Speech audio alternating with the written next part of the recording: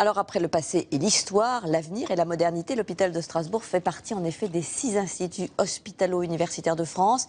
Il abrite un laboratoire de recherche tout à fait exceptionnel, notamment dans le domaine de l'application de l'image virtuelle à la chirurgie. Voyons comment il fonctionne avec Caroline Bell, Emmanuel Msika, Karine Bétain et Cécile Marquina. Lève-le bien en l'air, Guillaume, oui, respire bien la bouche ouverte. Donc, tu fais un petit nuage devant toi. Merci. Si Guillaume a apporté sa propre farine à l'hôpital, c'est qu'il est apprenti boulanger. Fabriquer du pain, c'est sa passion, mais depuis un an, rien ne va plus. J'ai le nez qui coule, la gorge qui rate, les yeux qui enflent et qui coulent aussi. Guillaume est-il allergique à son outil de travail? Les tests classiques sont tous négatifs.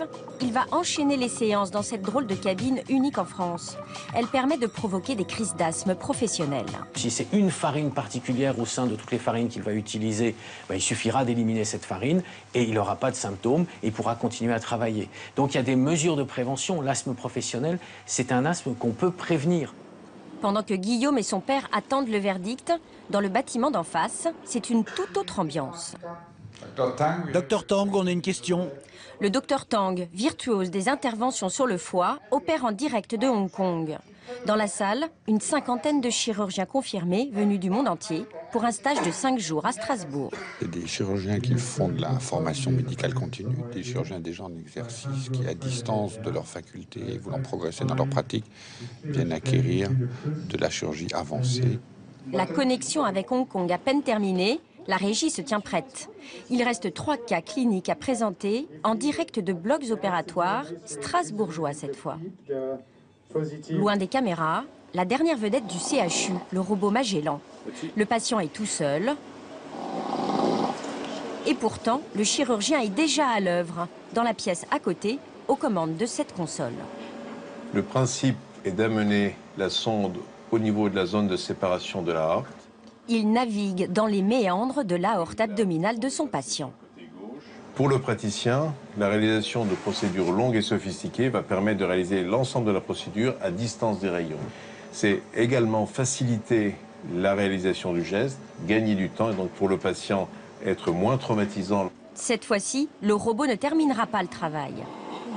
Encore la main de l'homme qui le fait, mais c'est pas seulement une application future en fait où tout sera automatisé. L'équipe revêt alors un tablier de plomb de 10 kg contre les rayons. À l'étage inférieur, le tablier de plomb est de rigueur dans ce service de radiologie high-tech. Un plateau technique exceptionnel, une équipe internationale. Houssine qui vient de l'Arabie Saoudite, Chiara qui vient de Rome, Fabrice qui vient de l'Alsace, Corinne qui vient de la Croatie, Julien... À la manœuvre, le professeur Afshin Ganji. Avec ses grandes aiguilles, acheminé avec précaution sous IRM jusqu'à une tumeur. Je referme mes accès et par où je dois passer. Exactement le trajet, le nombre de sondes qu'il faut pour congeler toute la tumeur. Congeler et détruire une tumeur grâce à un gaz, de l'argon.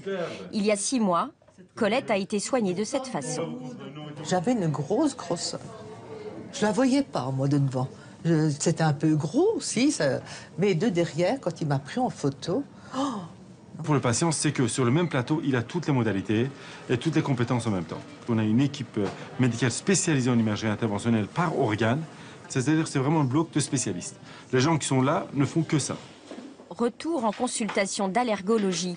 Pour Guillaume, le test est négatif. Comme c'est la farine principale, je suis content. L'énigme reste donc entière. Le jeune homme devra revenir pour tester une à une les 20 farines qu'il utilise. C'est aussi l'heure de vérité pour les chirurgiens en stage. Après la théorie en amphi, la pratique sur des cochons endormis. Ce chirurgien vient du Soudan. C'est comme dans un rêve. Exercice du jour, apprendre à faire des nœuds. Je passe le nœud, je reviens, et puis je serre. On ne regarde plus ses mains, on ne regarde plus qu'un écran, donc on apprend à travailler sans regarder ses mains, et toute la difficulté est là. 5 jours, c'est pas suffisant non plus. Donc il faudra faire plusieurs stages en réalité comme ça. Et j'espère pouvoir reproduire déjà ça chez moi. Peut-être s'entraîneront-ils un jour avec le Zygo, un système d'imagerie révolutionnaire testé dans les sous-sols du CHU. Il permettra de rendre le corps transparent pendant l'opération. On arrive ici dans la salle du Zygo, qui lui va permettre de fusionner toutes ces images avant et de faire ces images où on voit tout l'organe qui nous permet d'opérer dans des conditions extraordinaire quand on voit comment on arrivait à opérer il y a par exemple 20 ans. De la science-fiction à la réalité, il n'y a plus qu'un pas. Dans quelques mois, une nouvelle plateforme doit sortir de terre pour accueillir les patients. Et c'est la fin de ce zoom passionnant sur l'hôpital de Strasbourg. La semaine prochaine, nous retournerons dans la nature. Nous partirons pour les Hautes-Alpes découvrir la Grave et l'Oisans. Dès 18h, vous n'oubliez pas 7 à 8, présenté par Harry Roselmack. Et je vous retrouve juste après, à 20h. Je parlerai d'ailleurs cinéma avec nos invités Monica Bellucci et Cadmerade pour le film Des gens qui s'embrassent. Très bon après-midi sur TF1, tout à l'heure.